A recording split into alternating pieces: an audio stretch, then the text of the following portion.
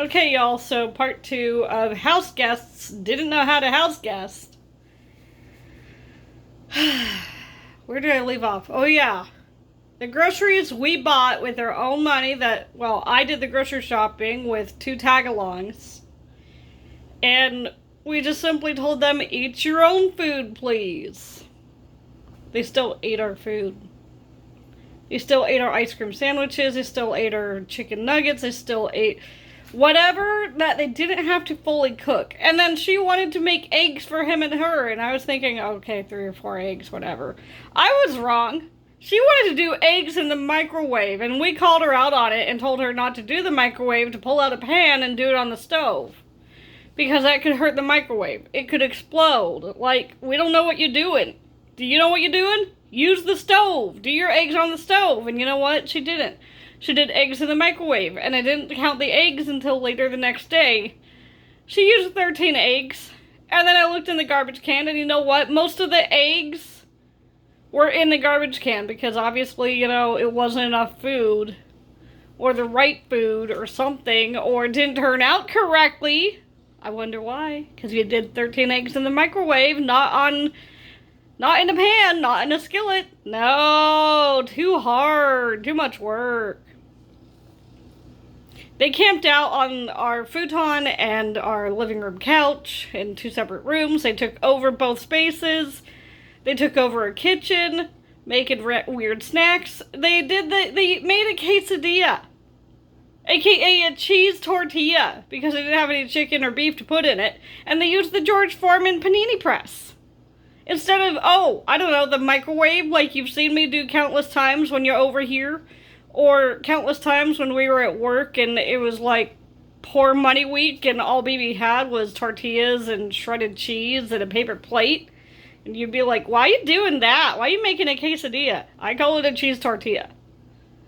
Because it goes in the microwave. Well, why? Because I'm broke and can't afford anything else for lunch. That's why.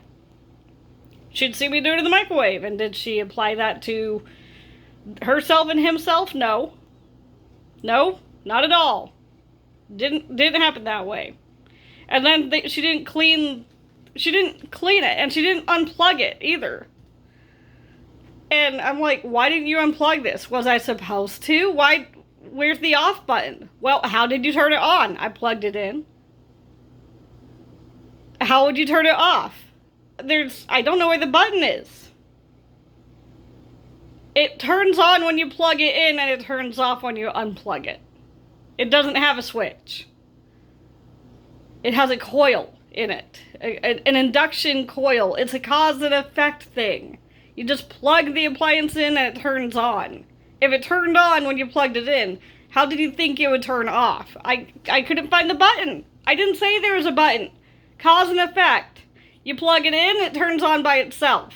So what's the opposite? It turns off by itself? How? I don't know. You unplug it. You plug it in to turn it on. You unplug it to turn it off. You never told me that. I never thought you would use my George Foreman to make a cheese tortilla that you could have done in the microwave. And then you didn't even clean it. Yeah, go figure. They didn't even use my toaster. They didn't use the oil fryer for making French fries. She barely touched my stove or my oven. She just used the microwave and a panini press. Ay, ay, ay. And so they ate the chicken nuggets and our ice cream sandwiches and lots of our pre-processed snack foods and our emergency foods. And he had the gall to ask for ramen. And I'm like, why? I'm making dinner right now. Well, I want some ramen. No, I'm making dinner right now. You can wait.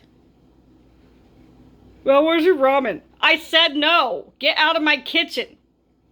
You can't have food while I'm making food. I just want ramen. You don't want a real dinner? No.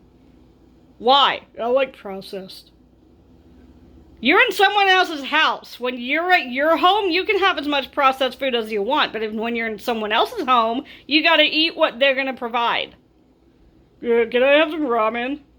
I'm gonna eat some chicken nuggets. No, you're not. Those are my chicken nuggets. I haven't had a chance to eat my chicken nuggets. You've been eating all the food. I just bought this stuff at the grocery store. I just bought it all. And you're trying to eat us out of a house and home. Stop it. You don't live here. And then, my friend said, you made him cry. You're making him upset. You're making him mad. You're making me mad. You're gonna make me cry. I am so done with this. I was so done. On the final day, which I thought was the final day, it turned out not to be the final day. That was the day that my cat threw up, and they didn't tell me until I came out of the bedroom. I only told them in the morning if there's an emergency of anything. If something is on fire in the kitchen. If something is on fire outside.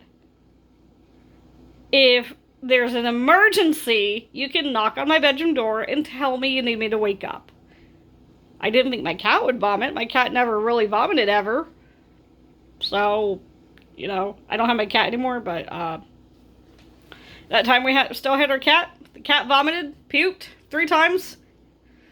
And they didn't tell me until, I got out of bed and came out of the bedroom finally. And then I cleaned it up. And I looked at my friend who also has cats, and she said, "What?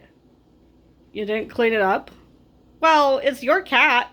Yeah, and you could have told me that when an animal vomits, that's kind of an emergency. You tell the animal's owner. I didn't know that. You have cats. So, make the connection, girly. Nobody was home. Nobody was home. Nobody. No connection. No connection about how an appliance turns on and off. No connection that tell me something if it's an emergency, and then the cat vomits, and you don't tell me until I come out of the bedroom later that day. Then you eat my chicken nuggets, and then you use my George Foreman, and then you make 13 eggs in the microwave, and you eat 10 bites, and you throw the rest in the garbage. And those eggs weren't yours. They weren't. Part 3 coming up soon. Thanks.